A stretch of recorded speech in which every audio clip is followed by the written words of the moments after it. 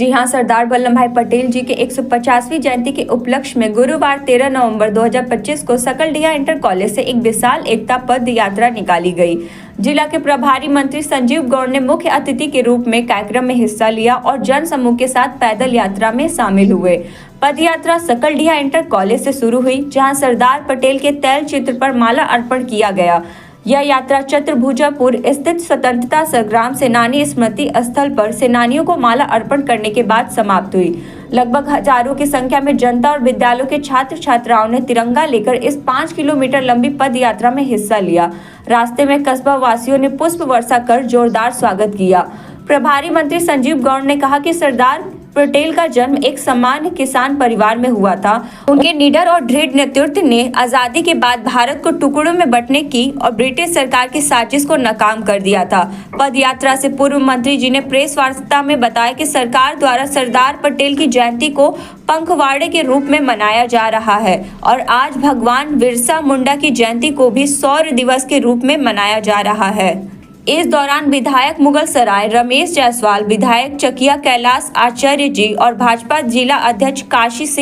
काशीनाथ सिंह सहित अन्य नेता मौजूद रहे।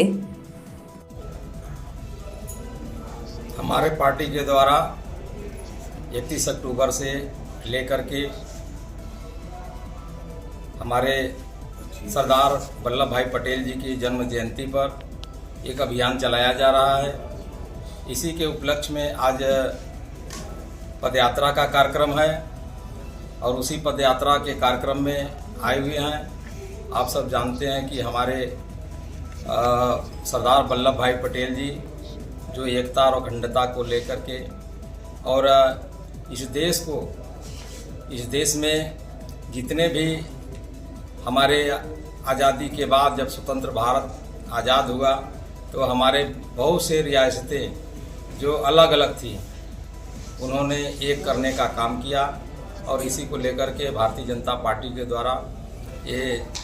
सरदार पटेल जी की जयंती मनाने का काम कर 15 नवंबर को भगवान बिरसा मुंडा जी की जयंती है और इसको जनजाति गौरव दिवस के रूप में पार्टी मनाने का काम कर रहा है और एक